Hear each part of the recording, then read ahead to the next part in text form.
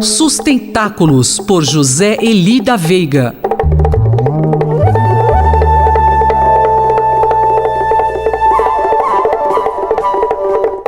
Professor José Eli da Veiga, bom dia. Qual será o tema de seu comentário hoje em Sustentáculos?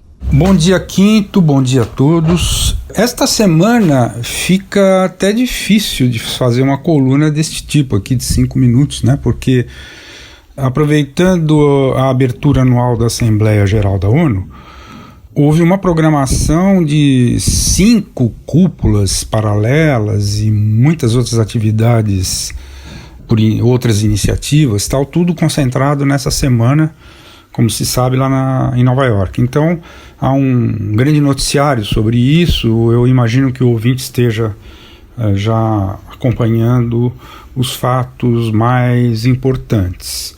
O que me leva a chamar a atenção para algo que, evidentemente, num festival como esse, não merece muita atenção da imprensa, porque, inclusive, é um assunto um pouco mais árido, digamos assim.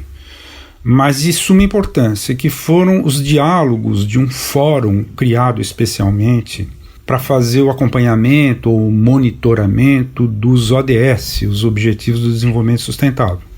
Há um fórum específico do qual participam os 193 Estados-membros, e eles tinham decidido anteriormente que qualquer tipo de decisão desse fórum seria balizada por um relatório científico escrito por um grupo independente de cientistas, nomeados pelo secretário-geral, e que esse relatório deveria ser quadrienal.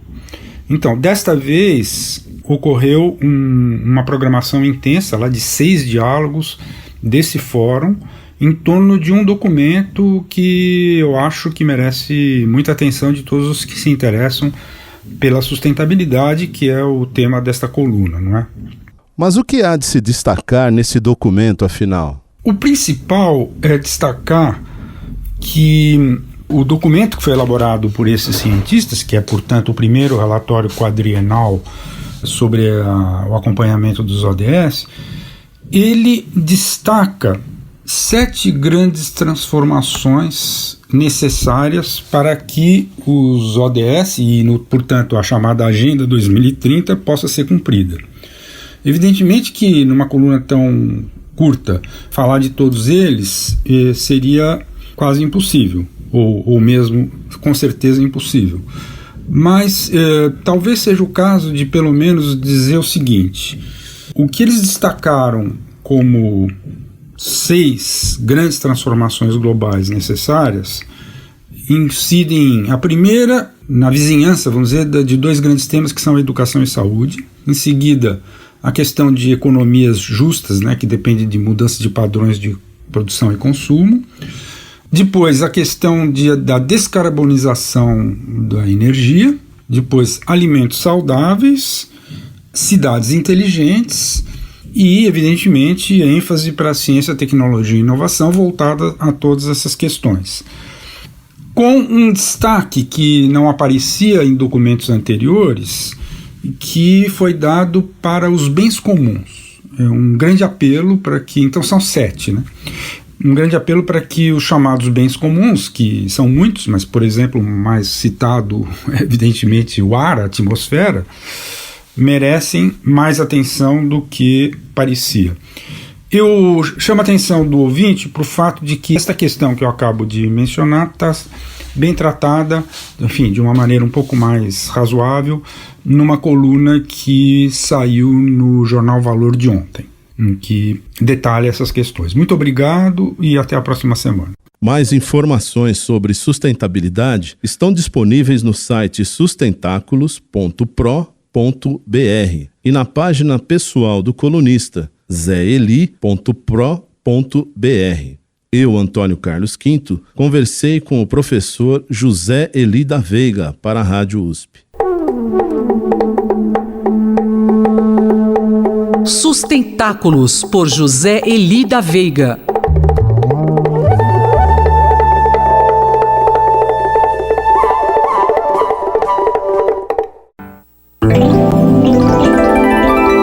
Cidade para Todos, por Raquel Ronick.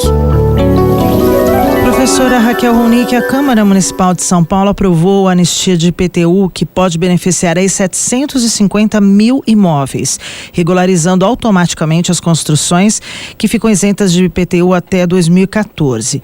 A população vai receber um certificado de regularização em casa, no caso da aprovação automática. Isso para os imóveis de até 1.500 metros quadrados. Já pode fazer o pedido via online. E os outros, acima disso, vão passar por uma consultoria da Prefeitura. Pelo visto, é um consenso essa medida, porque a lei foi aprovada por 52 votos, 3 vereadores ausentes, nenhum contrário. É isso mesmo? Bom dia, ouvintes da Rádio USP. Pois é, a primeira coisa que é bem importante a gente entender que essa está longe de ser a primeira anistia. Na verdade, nós temos uma história longuíssima de anistia que são feitas praticamente quase em todas as gestões municipais. Para você ter uma ideia, Sandra, a primeira lei que foi estabelecida na cidade de São Paulo que regulava a abertura de loteamentos novos, que é de 1913, em 1914 já tem uma lei oficializando as vias que foram abertas sem autorização. E esse mesmo mecanismo, um mecanismo que vai se intensificar e vai ganhar uma importância na cidade, principalmente a partir dos anos 30, com uma enorme expansão da cidade. Quando a gente começa a ter sistematicamente leis mais milimétricas para controlar as construções, para controlar a abertura de loteamentos e sempre paralela a elas a anistia aquelas construções que não estavam regulares.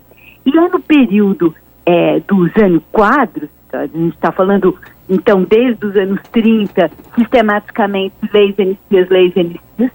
E no período dos anos quadros, isso começa a se estabelecer como um mecanismo político fundamental na cidade de São Paulo, aonde as anistias, elas passam a ser estabelecidas a partir de uma relação entre vereadores, entre o poder político e os representantes nos bairros, a relação com os bairros, para permitir, inclusive, que bairros que não tinham serviços na periferia pudessem ter serviços.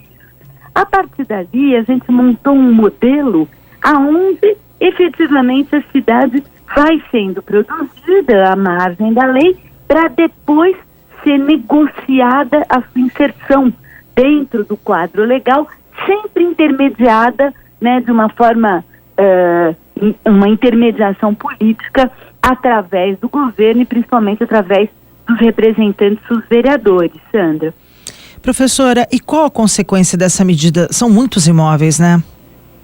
Olha, na verdade, o que nós estamos falando, não estamos falando desta lei de anistia especificamente, né, e cada lei de anistia estabelece só serão regularizados os imóveis que foram feitos até 2014. Dali em diante, acabou. Vai ter que cumprir a lei. Essa lei diz isso, né? Até a promulgação do plano diretor. E todas elas também colocam essas datas. Na verdade, o que nós fizemos na cidade de São Paulo, isso é muito importante para entender o funcionamento da Câmara e por que essa lei foi aprovada por unanimidade, é que nós temos uma ordem legal e temos uma ordem extra-legal, que é tolerada, permitida, estimulada, etc. Mas essa outra extra-legal, ela, para poder subsistir, ela depende de uma intermediação política. E a nossa Câmara de Vereadores é absolutamente constituída por esse tipo de mecanismo. Evidentemente, a consequência para a cidade é o fato de que a maior parte das construções não contam, de fato, com uma assessoria técnica, com uma regra de uso e ocupação do solo, que inclusive dialogue com a forma como elas são feitas, Sandra. Eu sou Sandra Capomatto, você ouviu a professora Raquel Ronick, da Faculdade de Arquitetura e Urbanismo da Universidade de São Paulo. Cidade para Todos, por Raquel Ronick.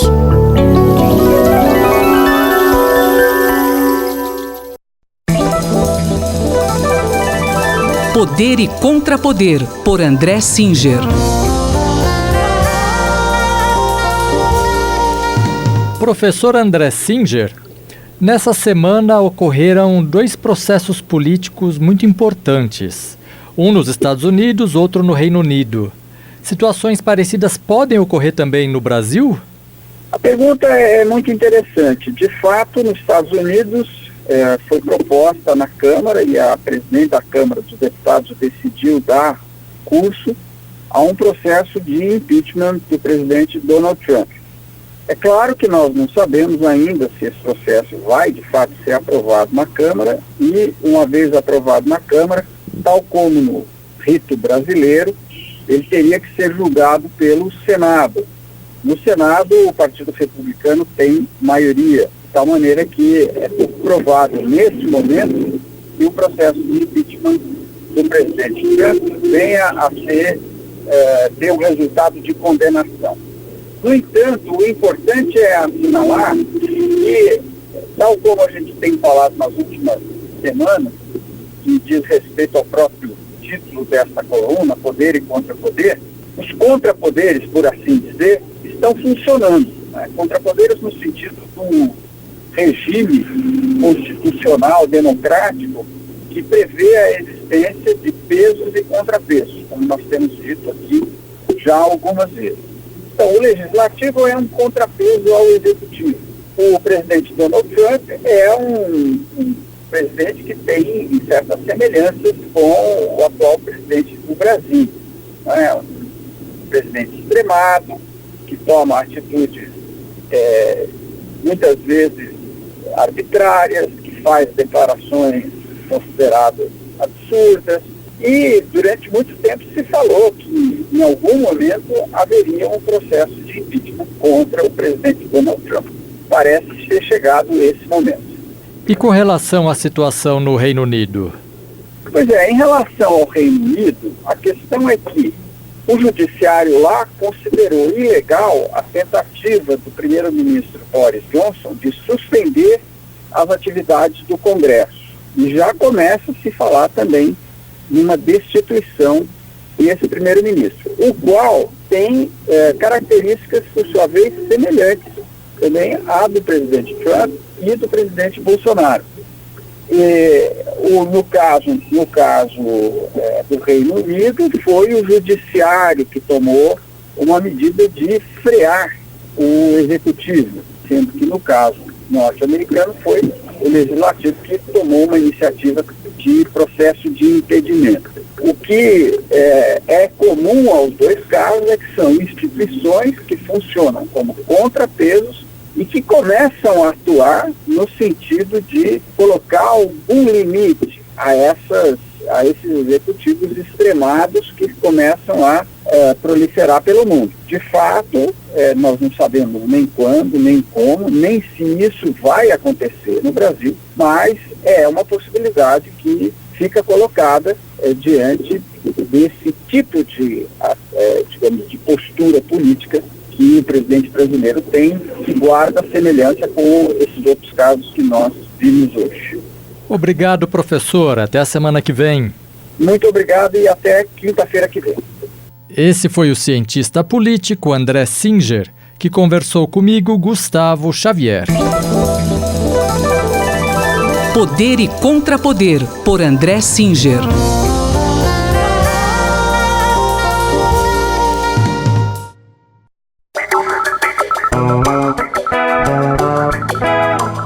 Espaço em Obra, por Guilherme Wisnik.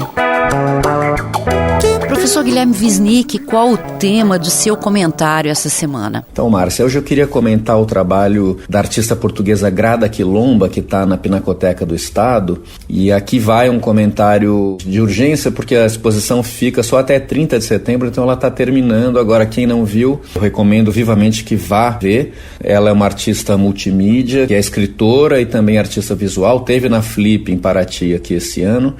E esse trabalho, chamado Desobediências Poéticas, é um trabalho de videoinstalações, 4 trabalhos que estão ali na Pinacoteca e que se somam, né?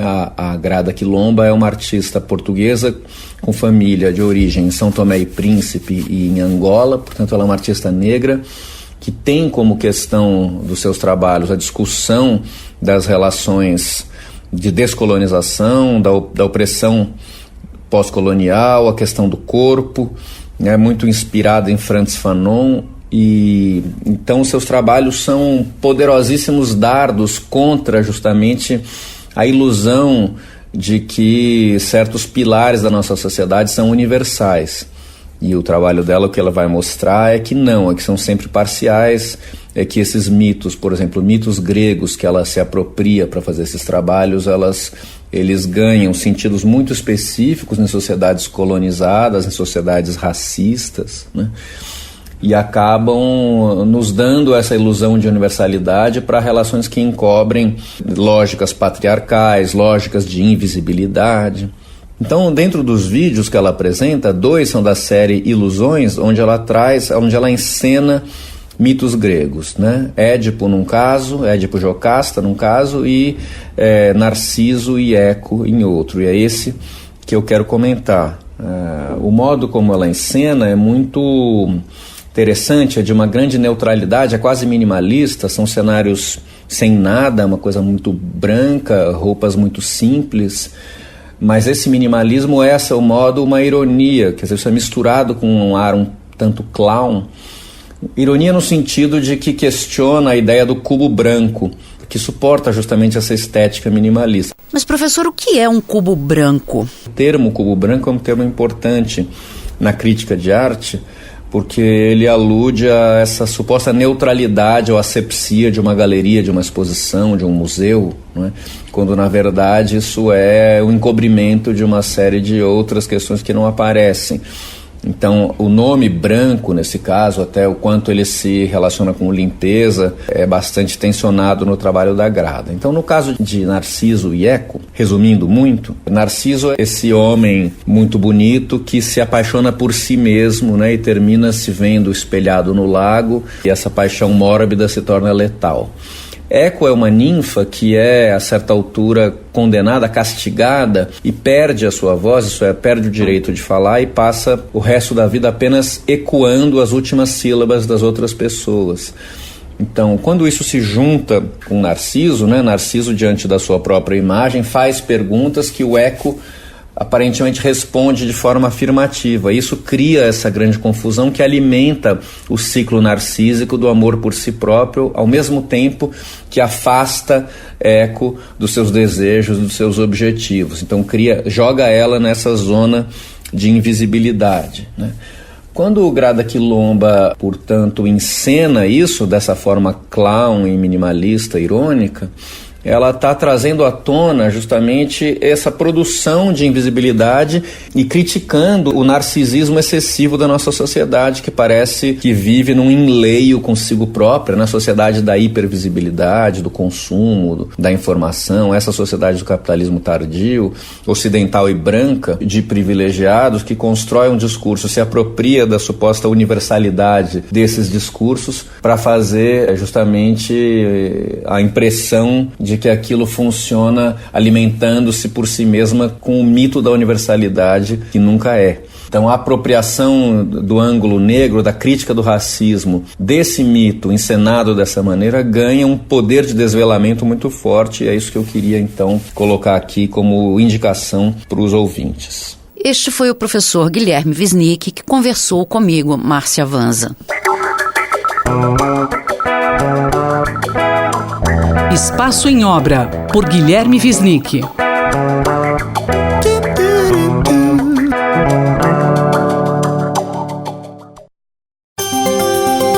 Saúde Feminina, por Alexandre Faisal. Você sabe, toda semana eu tenho um bate-papo bem interessante com o Dr. Alexandre Faisal. Eu sou a Miriam Ramos, Dr. Alexandre é médico ginecologista, pesquisador científico do Departamento de Medicina Preventiva da Faculdade de Medicina da USP. Dr. Faisal, quero que você me explique tudo sobre relacionamento aberto. Dá para definir e dizer quem partilha este tipo de relacionamento? Miriam, achei interessantíssima essa publicação sobre a qual nós vamos conversar. Mas antes vale a pena definir o que é relacionamento aberto, né? Segundo os autores da publicação, são aqueles relacionamentos em que os indivíduos concordam em participar de interações sexuais ou emocionais e românticas com mais de um parceiro. Então o conceito abrange formas diferentes de relação que não se restringe ao par amoroso, mas pode incluir 3, 4 ou mais situações de parceria sexual e amorosa.